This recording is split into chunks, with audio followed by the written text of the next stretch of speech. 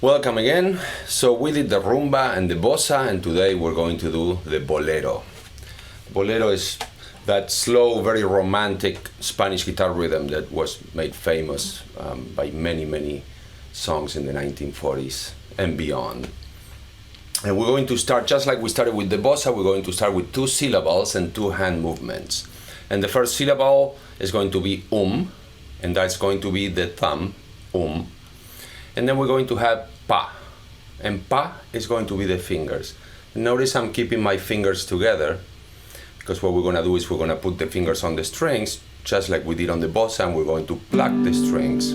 Although these rhythms can also be done with strumming, but I'm going to show you to do them with plucking 3 strings at a time with these 3 fingers like that, and the bass note with the thumb. So the pattern that you need to learn, the movement that you need to learn for your picking hand is going to be pa, pa, pa, pa, pa, pa, pa, pa, pa, So once again we have that's the thumb, and then we have pa, that's the fingers, these 3 fingers. Now see if you can say it, because if you can say it, then it will be easier for you to play it. So just say it. Pa, pa, pa, pa, pa, pa, pa, pa, pa. Now see if you can match those syllables to the movements on your fingers. Your thumb is and the fingers are pa. So we're gonna go pa, pa, pa, pa, pa, pa, pa, pa, pa. At the end, you can put them all together. That would be pra, actually, as you learn in the bossa lesson if you took that one. So now let's see if we can do that putting our hands on the string. So first, let's do it without any chords at all. And then we're going to try with some chords. First, just so that we can focus just on the picking hand, we're going to place the thumb on the 6th string. And these 3 fingers right now are going to take care of the top 3 strings.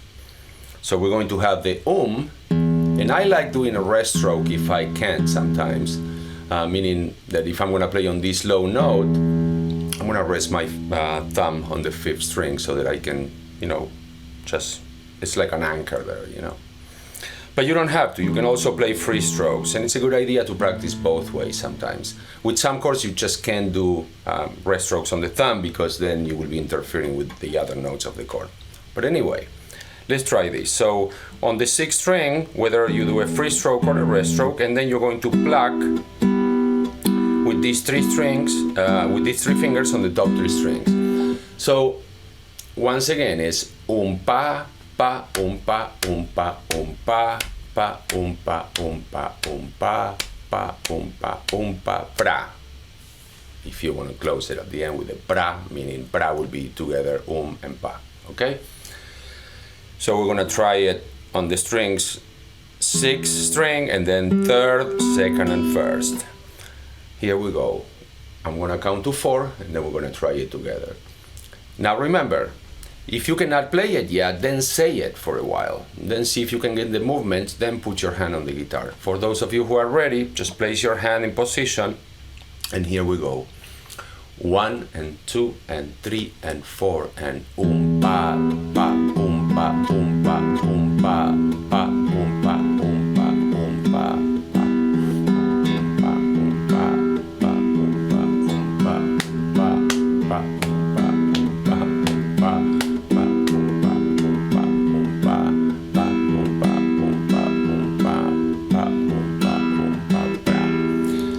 I made a mistake as soon as I tried keeping the rhythm in my other hand.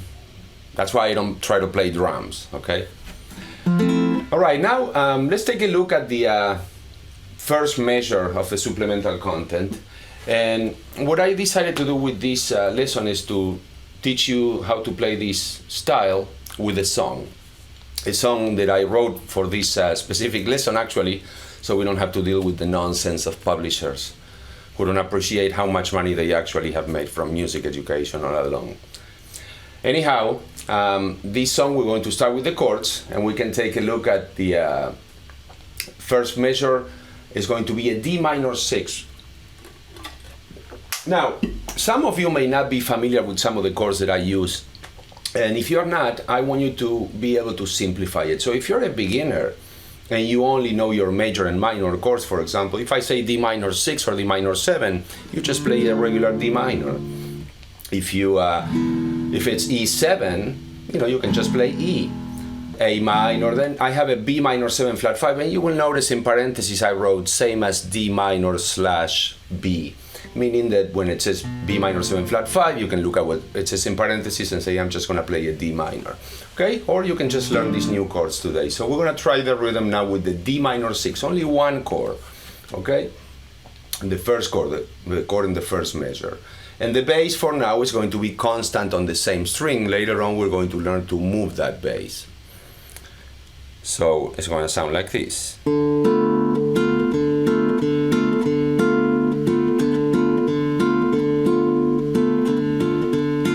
Pa, pa, pa, pa, pa, pa, pa, pa, pa, pa, pa.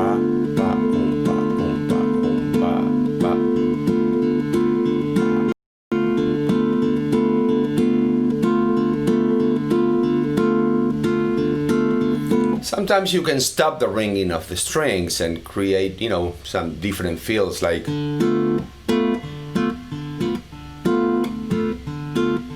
depends on how quickly you come back to the string. So start with just a very open sound and then see if you can figure out different variations. The second chord is an E7. It's really, E7 in the context of the song, but the way that you're going to play it, there is no 7, although you could put it there if you wish. We're going to remain on the top strings and we're going to just play the bass note and the G sharp, the B and the E on the open strings. So this is the second chord.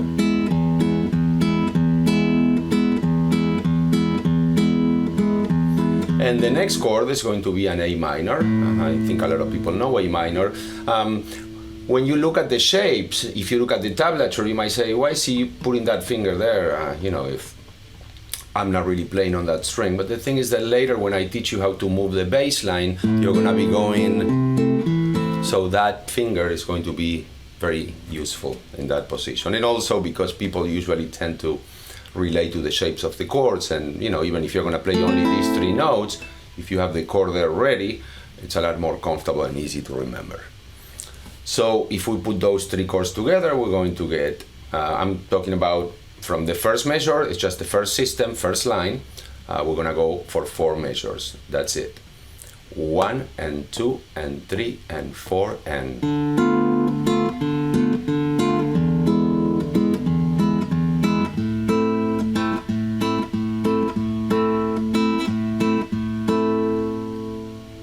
Let's do it one more time. Maybe a little slower. Pa, pa. Pa, 1 and 2 and 3 and 4 and...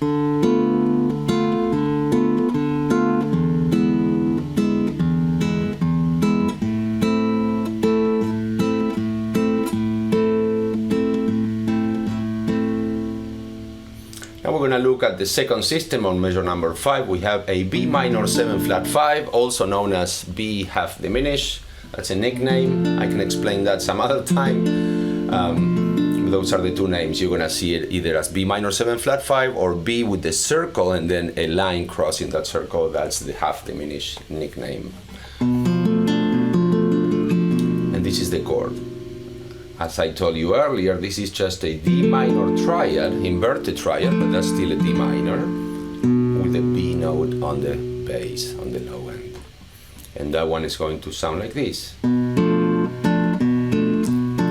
Pa, pa, pa, pa. Measure number 5.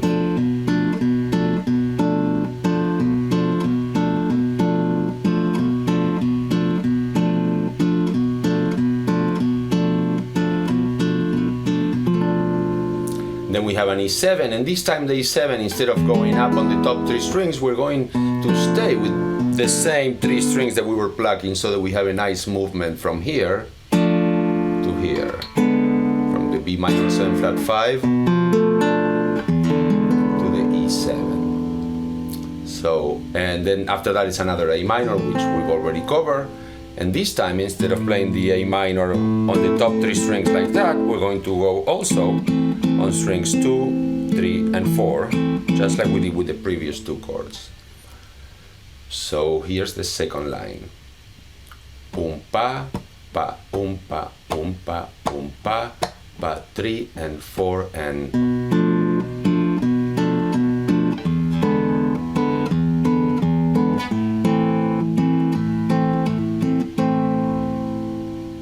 there's a little break at the end of that phrase. If you continue by measure number 9, I show you, well, now when you hear the melody, this is going to make more sense to you, but you will hear that it's pretty much the same melody that happens twice, and now I harmonize the melody different, and there's somewhat of a variation, not only in the melody but also in the chords. So the second time the phrase comes is going to be D minor 7, G7, C major 7, F major. It could have been F major 7, I just picked the F major because my melody note is F. So that measure number 9, and then let me show you measure number 9, that whole line, and then from measure 13 to the end of that phrase. So that whole phrase will be pa, 1 and 2 and 3 and 4 and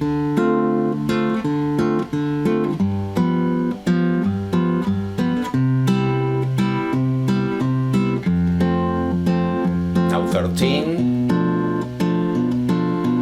measure 14, 15, and the break on measure number 16. All right. Let's do the whole phrase, okay, from measure number 1 all the way till the end of measure number 20.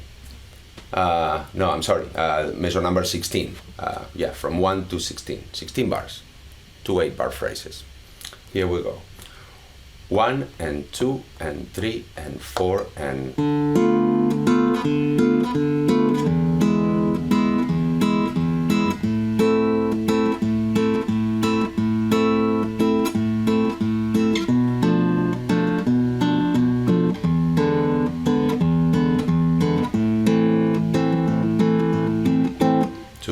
3 and 4 and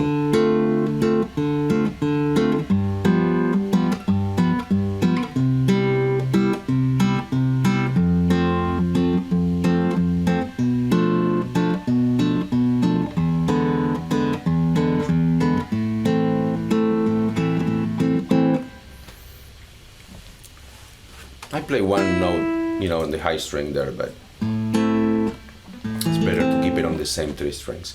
Then on measure number 17, we're going to start moving the bass, and now when you start moving the bass, you're going to see how this is going to sound a lot more like the style that you probably are here to learn. Just that I like for people to first get that movement and feel comfortable with it. Now remember, if you're a beginner, you can do this with just, you know, no 7s, no 6s, none of that, just major and minor chords. It's totally fine to do it like that. And of course you can also improvise with this rhythm and play it with absolutely any chords you know. So on measure number 17, we're going to start with the same chord, the D minor 6, just like we did on measure number 1. But now the bass is going to be moving like this. And if we were to loop that one chord, it will be...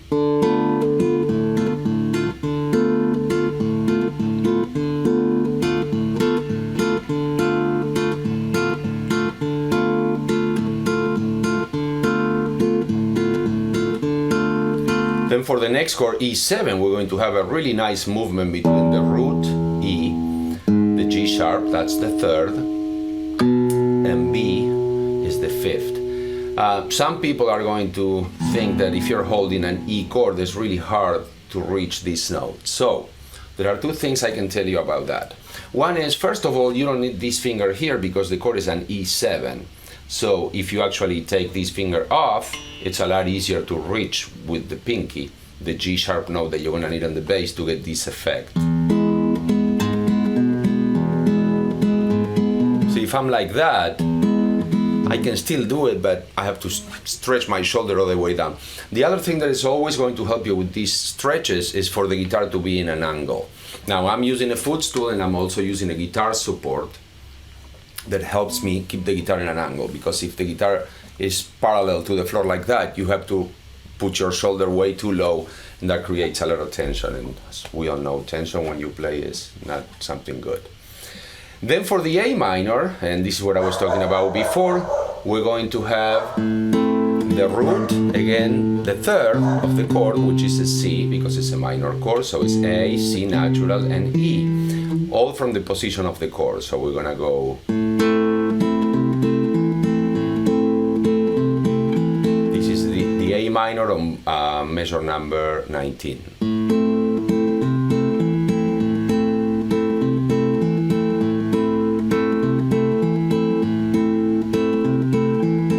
Okay, so now let's see what it sounds like for that whole phrase, just from 17 to the end of measure 19, that whole line, and we're going to see if we can move the bass. Now the bass by itself is going to be doing this.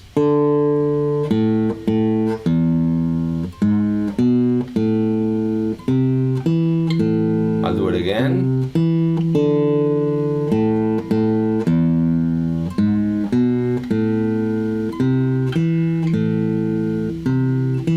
Now when we put the chord on top of that,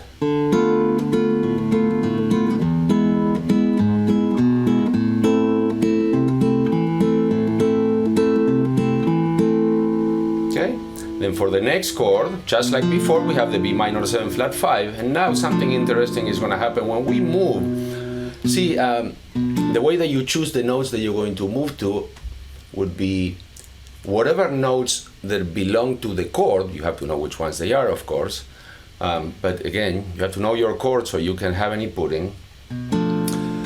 When you whatever notes are going to be comfortable for you to reach from the position that you're in. In this case, it's interesting because this chord is called B minor 7 flat 5. Now flat 5 means that the fifth is not a perfect fifth, it's a flat 5, and I want to move it to the low end, so I'm going to find that note there. Now if I don't change the shape of this D minor triad, the chord is going to become either an inverted D minor, or we can call it F6, okay? Because we have the F, the root, the third, and the 6th of the chord. That would be an F, that's an F6.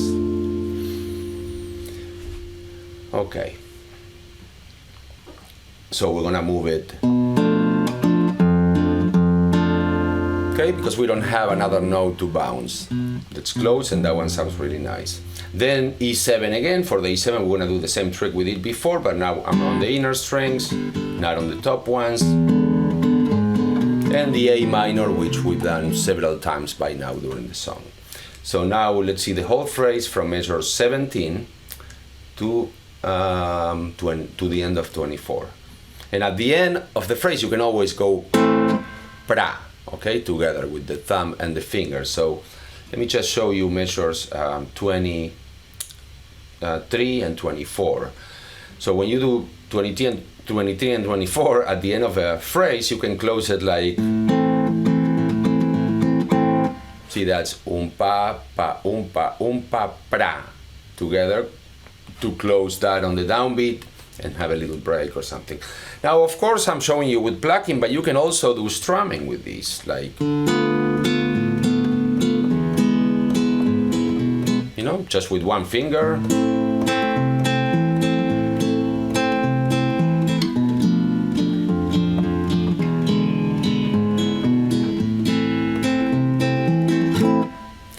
Or you can strum it like,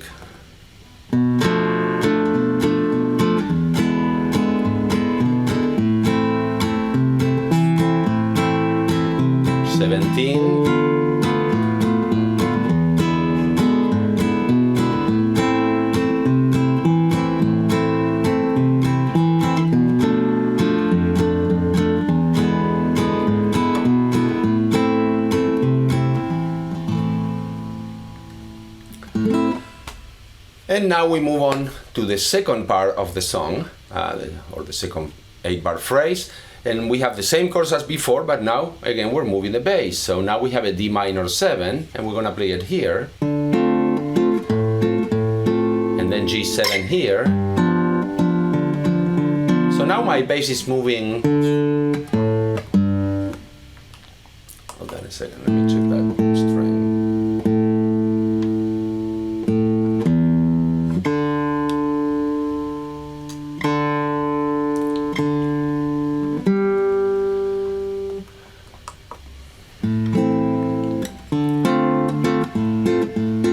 So we're gonna play it here, sorry.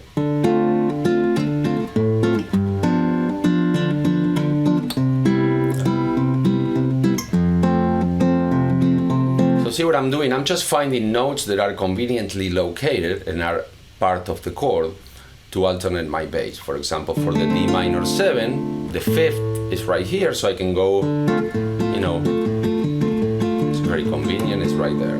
For the G7, I have the root here and I have the 5th here, so I'll go,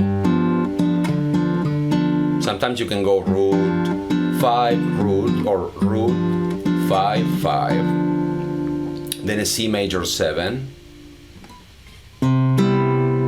or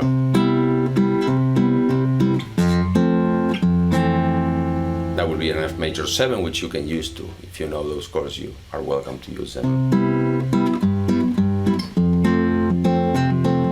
And then on 29 we have again the B minor 7 flat 5 with that movement, and the A minor is the same. On the A minor you can also use the low string, or you can go,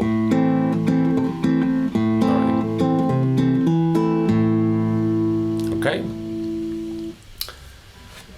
Now let's see if we can play the whole thing. Now to play the whole thing you have two choices really. You can, depending on your level and what you want to look at, you can look at it from measures 1 through 16, or you can go from measure 17 to the end of 32. And the only difference is going to be that starting on measure 17, the bass is going to move. So what I'll do now is I'll play the whole thing one time, if you want to play along with me. And I will start on 1 and then I will go through 16 and continue with 17, so I'll be playing the whole form twice. So here we go. Once again is pa, pa, pa. Don't underestimate how much it can help you to be able to say a rhythm before you play a rhythm. So pa, and also don't let me be the only silly person saying pa on camera. Pa, pa, pa, pa, pa, pa, pa, pa, pa. A little bit slower. 1, starting on measure number 1. 1 and 2 and 3 and 4 and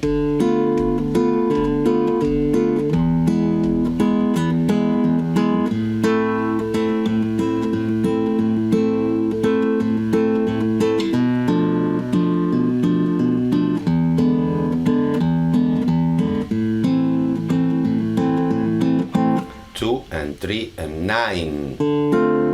Measure 9, I mean.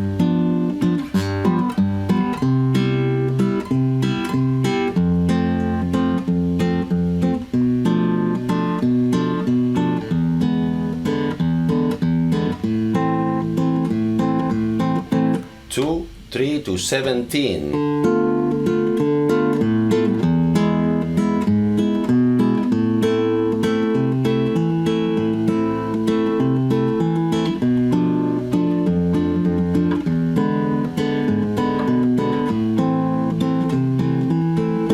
Two and 3, 25.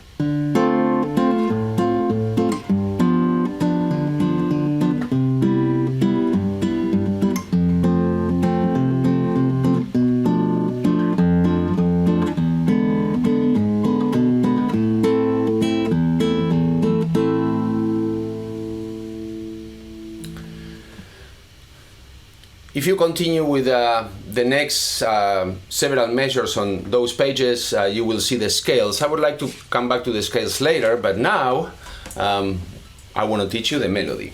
So for the melody, you're going to need to be aware of some of the techniques that we have discussed, particularly on week 1 of this series. So if you missed that, please look at the archives. Try to find the lesson number 1 of this series. And if you have doubts about, free strokes, rest strokes, picados, and, the different techniques that you use to play melodies. So whichever technique you're practicing is fine. You can play this with any technique you want. You can play it with alternate index and middle finger. You can also play this melody just with the thumb. A lot of people get a really sweet sound sometimes playing with the thumb. But if you're trying to learn how to play with these 2 fingers, play melodies with these fingers, then it might be a good idea for you to try to alternate. I didn't put any fingerings there, so you have to figure out different ways of playing it that are comfortable for you. Sometimes you have to say, what if I start with another finger? Then, the crossing of the strings might become easier. But for now, it's pretty straightforward, so we're going to take the first phrase. And the first phrase, as written, goes like this. I call this little song I wrote for you, puro verso. Puro verso means just a verse, because this would be like a half a song, because it's the verse, but it never gets to the chorus.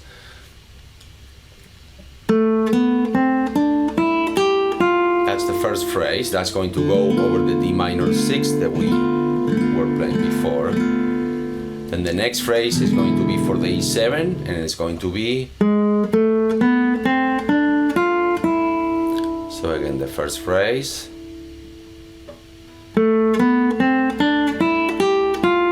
2 and 3 and 4 and 1. 2 and 3 and 4 and 1.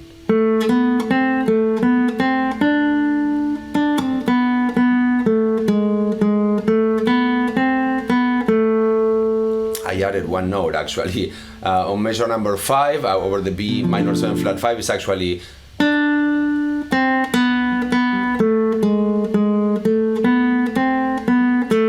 the melody is written in a very straight way. If I was actually playing this for real, I would probably be phrasing it more. But first, I would like for you to learn it with the notes very much on the beats, and then you can start rephrasing it and changing it around a little bit with your own ideas and interpretation. So that's the main melody. So you can see this is like a sequence. You hear the sequence of the notes. It's always is based on the scales that we're going to talk about a little later. A natural minor and A harmonic minor. Those are the 2 scales that you're going to notice here. We have, that's A natural minor scale. The second phrase, because the chord is an E7 and E7 has a G sharp, is going to be A harmonic minor. The scale would be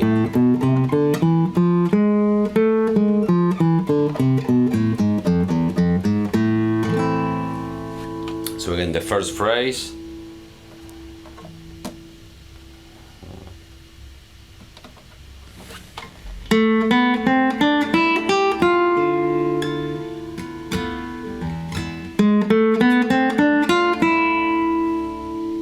Third phrase.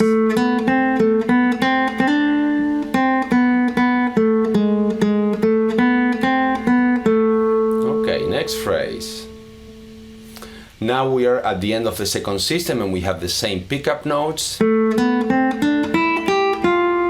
now, from that D minor 7, it could have been D minor 6 again. I just wanted to do a little variation there to show you another possible chord for this type of progression. By the way, this is a very common type of progression in romantic music. Okay. It's going to go to a G7 now instead of going to an E7. So before it went, and now the variation is going to go.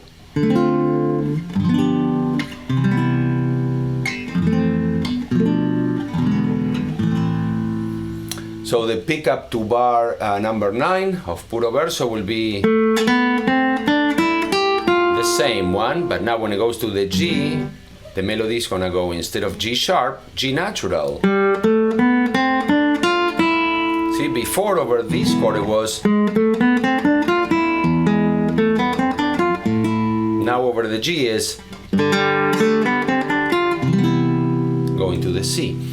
It's a good idea for you to start trying to understand how notes and chords relate together, okay?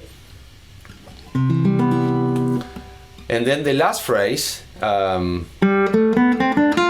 that's measure number 11, and now on 12, we're going to start on an F. So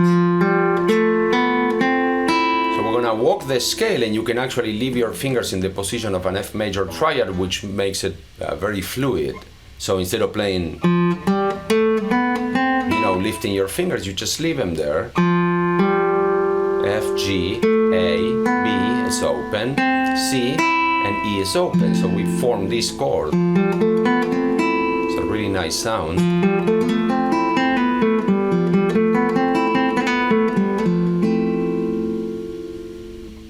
So that phrase on 12 would be, and then it's going to land on that'd be minor 7 flat 5, and then a little variation on the tag. So it's mainly the same melody twice with just a slight variation to accommodate the chord changes. So what I'm going to do now is I'm going to play the melody over a backing track. By the way, I will provide you with a backing track that you can use to practice your rhythm over, and then you can also try to play the melody over, and of course you can improvise. If you know how to do that. And if you don't, then come see me and I'll teach you. So here we go with puro verso.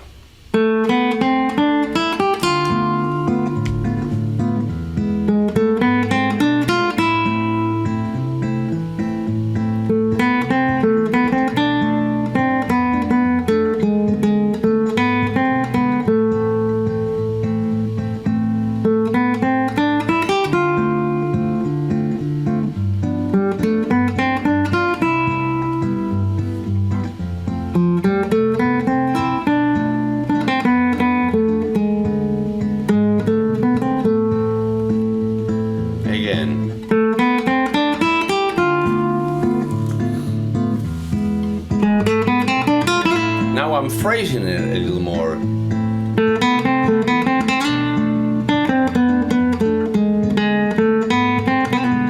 Some different fingerings.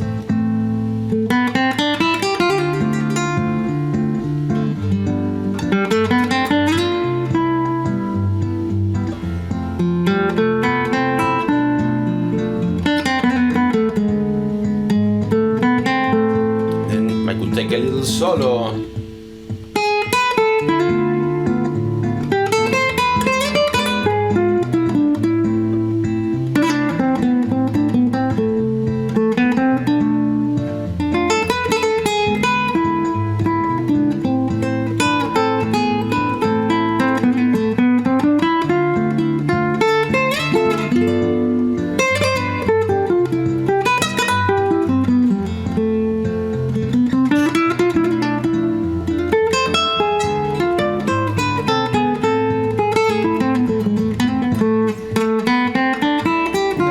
Go back to the melody at the end,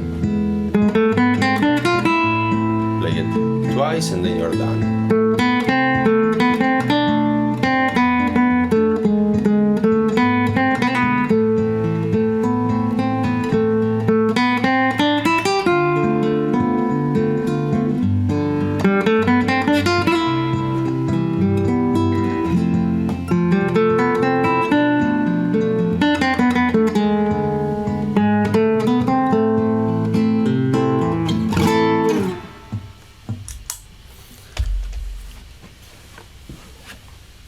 As far as improvising over these chord changes, if we go back to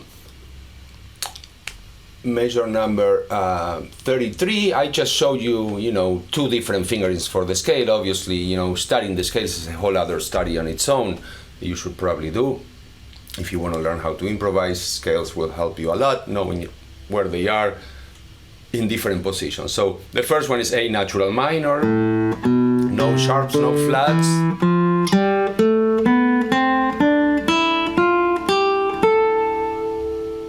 there. The high octave,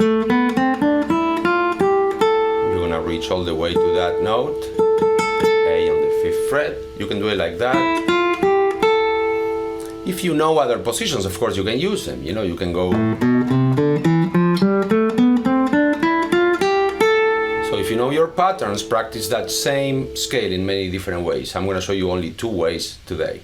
The first one, again, good for beginners and also good for intermediate and more advanced players that have learned all their scales all the way up the neck, but they can play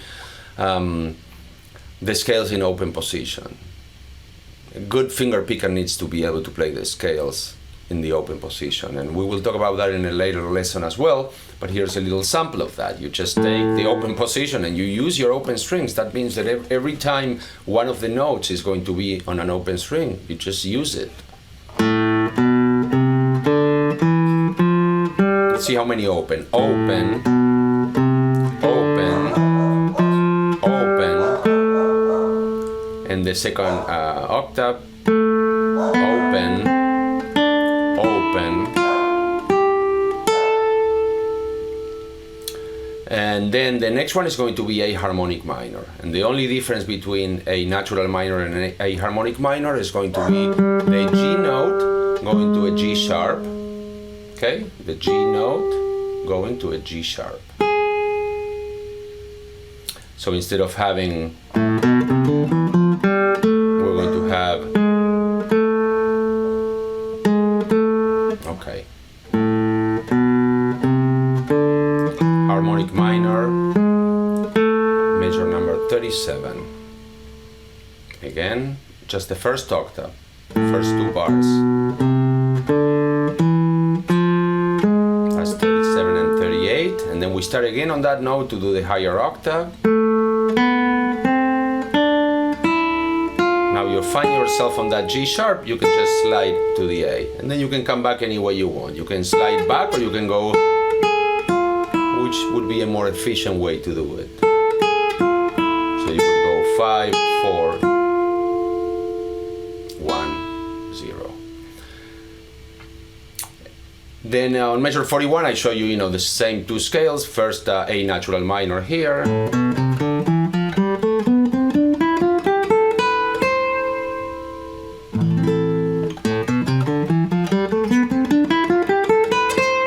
And then on 45, we have the harmonic minor. So again, the note that was before a G here is going to be a G sharp here.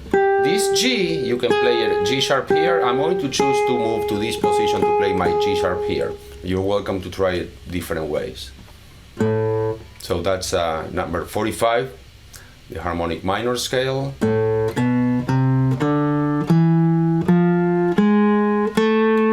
the next octave. And a couple more notes. Okay.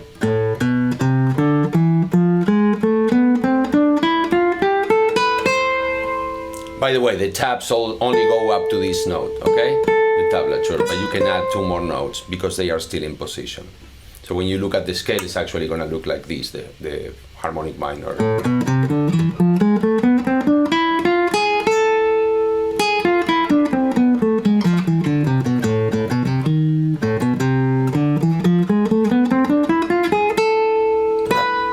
I think it's a good idea to add those 2 notes.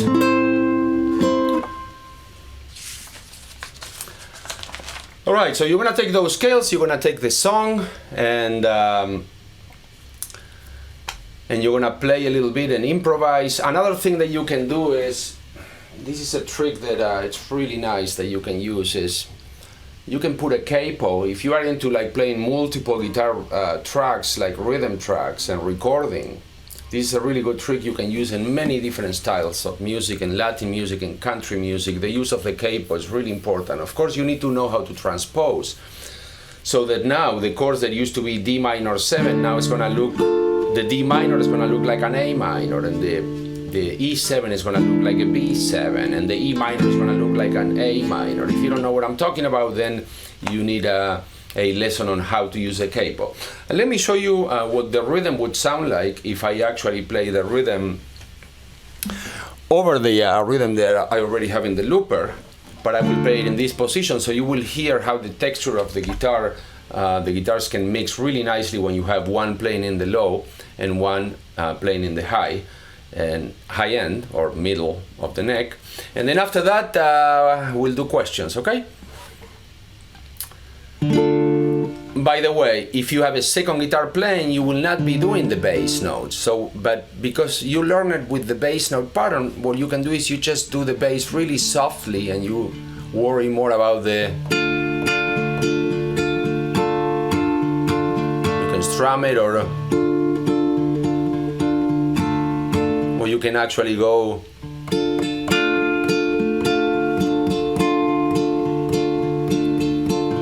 So you don't want to move the bass on this one so it doesn't conflict with the other one. And that would sound something like this.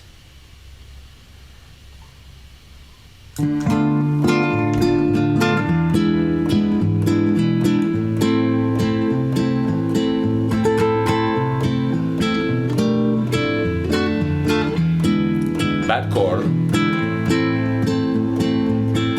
2, 3, 4.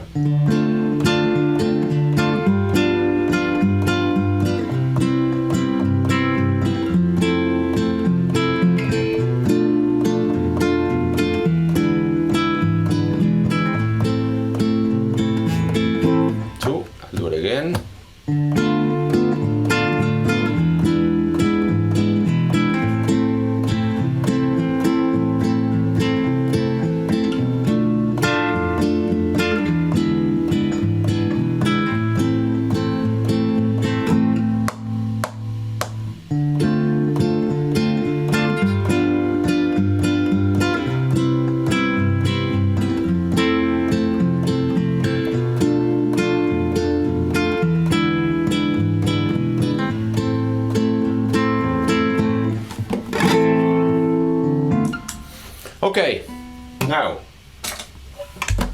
do we have any questions? Let me see.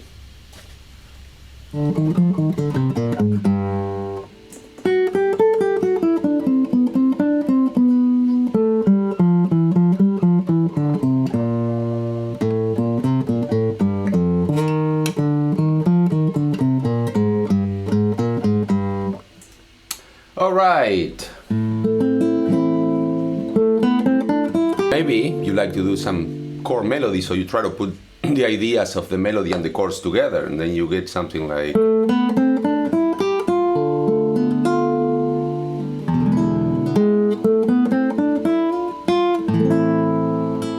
You can fill in a little.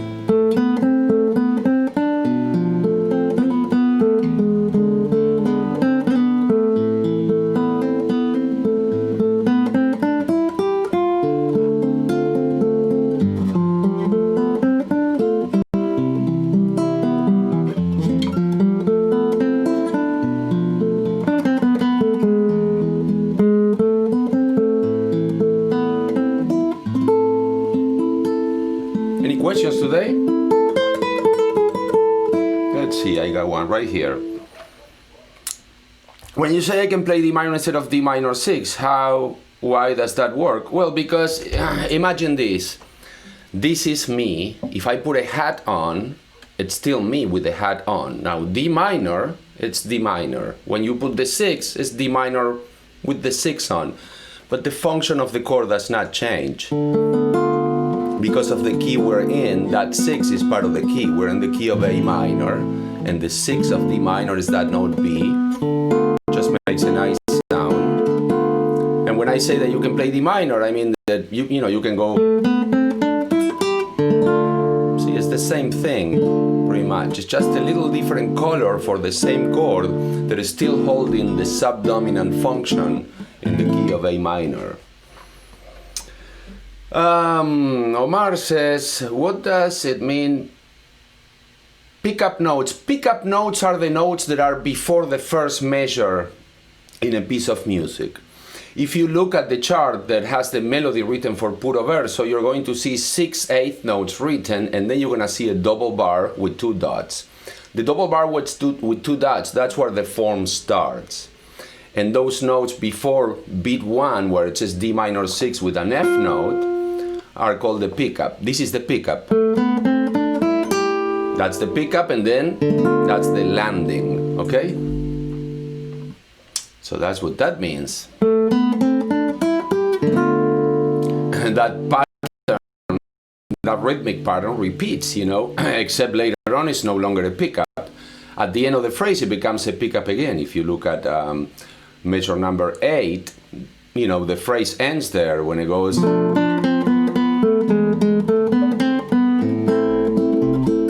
Break, and then again, pick up, and then it lands in the chord. Can you suggest any artist or song to check out for this style? Yes, absolutely. The first thing you should do is Google the song Bésame mucho. It's probably the most famous of all boleros of all times. It was written by a 14-year-old girl, believe it or not, named Consuelo Velázquez. Then you can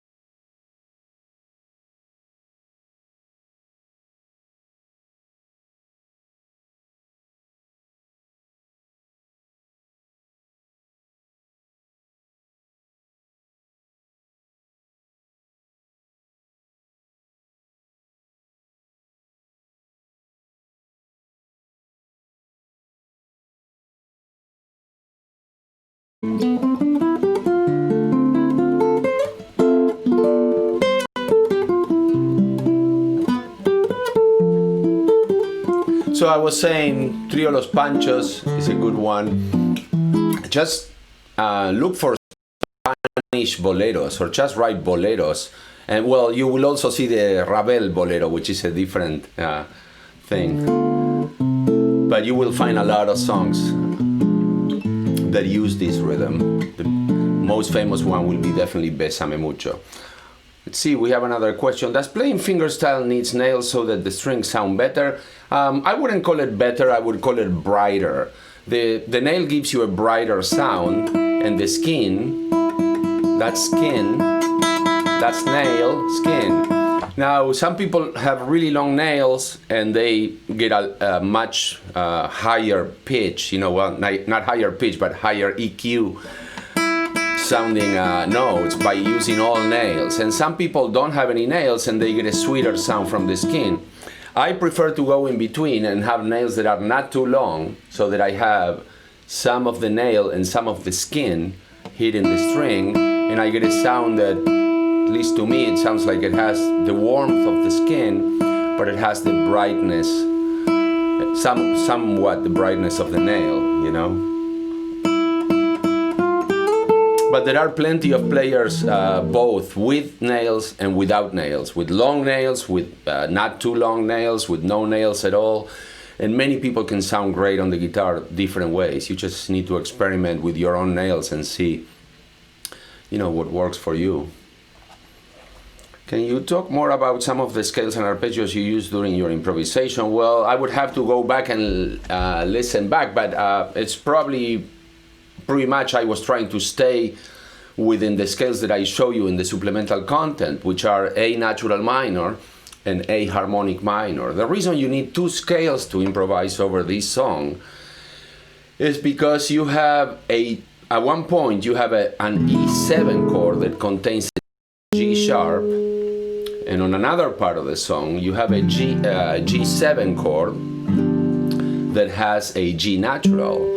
So since you have a G natural and a G sharp within the context of the song, you know, That's your G sharp again, and then when it goes to the second part, it goes, and now we have a G natural. So that's why you need two scales, and one of the scales is going to be A natural minor with that G natural right there, and the other one is going to be A harmonic minor. See, that's the G sharp. So the only note that changes between those two scales is the G becomes a G sharp. If you're a beginner, you want to look at a few different places where that happens even in the open position. The first one is right here. The G goes to G sharp here.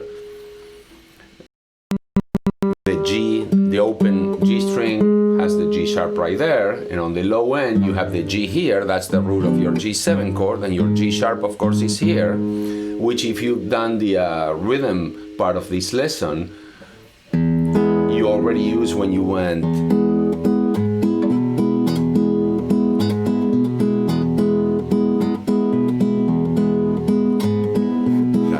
G sharp and B. Let's see if we have any more questions today. Now, the arpeggios that I use during my improvisation, like I said, I don't remember exactly what I play, but I was probably using sometimes the diminished arpeggio. The diminished arpeggio can work really nicely over dominant chords. In a couple of weeks, we're going to have one of these sessions. It's all going to be about improvisation. But what I can tell you is that, for example, over E7, you can use a diminished 7 arpeggio starting from any note of the chord except the root. So the chord is E, G sharp, B, and D. So if you take the G sharp, the B, and the D, and you start on any of those notes, and you make and you play your diminished 7 arpeggio, it's going to sound just awesome. You have that chord, and you play, for example, from that note.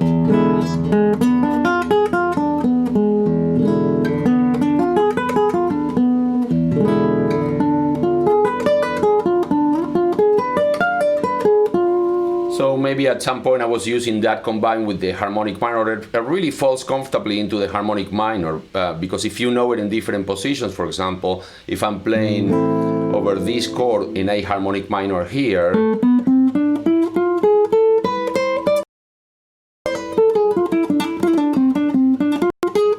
and I find my arpeggio right there,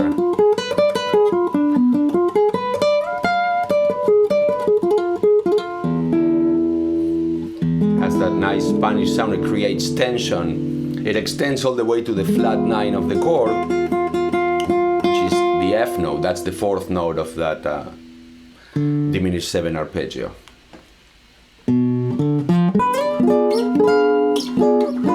And just like the diminished chord, you can move it always 3 frets, and it's always the same chord. Same with the diminished arpeggio. So if you go diminished 7 arpeggio, so if you go, you move that up here, it's the same. Move it up here, it's the same. You can use this finger as a visual aid to let you know where you have to move. So wherever this finger is, you move the other one. Now you're in this. Always repeat the same shape.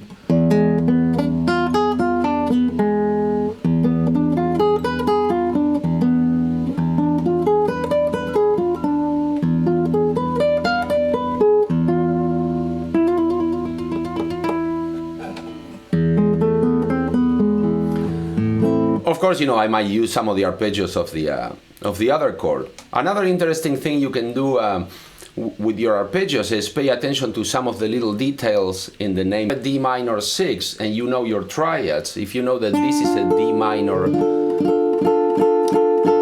triad, you can arpeggiate that triad, and now your 6 is right here. Amazingly enough, the good news is that those exact 4 notes are also B minor 7 flat 5, which means that whether you're playing over D minor or D minor 7 or B minor 7 flat 5, this is a great thing to have. Now that's the 6 for the D minor, and that's the flat 7, which is also in one one of the variations of D minor that we're using in this song. So you have all these notes at your disposal based on the triad.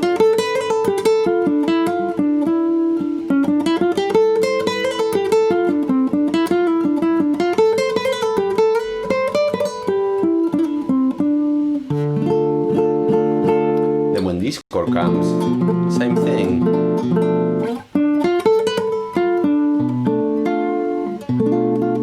This would be another position for that. Like if you wanted to play the chords up, E minor 6 would be here, E7, A minor. And you can also, of course, use, you know, the arpeggios of the chords themselves just in triads. If you have an A minor, you know, you can go, that would be just arpeggiating the 3 notes of A natural minor, A minor triad. The root, the flat 3, the 5, the root again, the flat 3, the 5 again. You can also add notes to that. You can use notes of the scale to make that more interesting by going, for example, 1, 2, 3, and then from the 3 do the arpeggio. So you can go, I'm gonna put that 2 there again, then I get phrases like,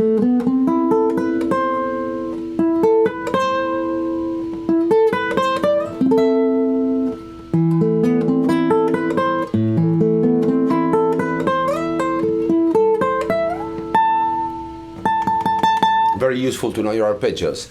All right, let me see if we have any more questions. I don't think we have time for more, I am told, so thank you everybody for being here, and I hope to see you next time. If you have any questions, you can contact me, look at my other lessons if you need, you know, a slower pace lesson on the movements and all that, and I hope to see you on some of my other live Q&A sessions. I'll see you soon. Bye now.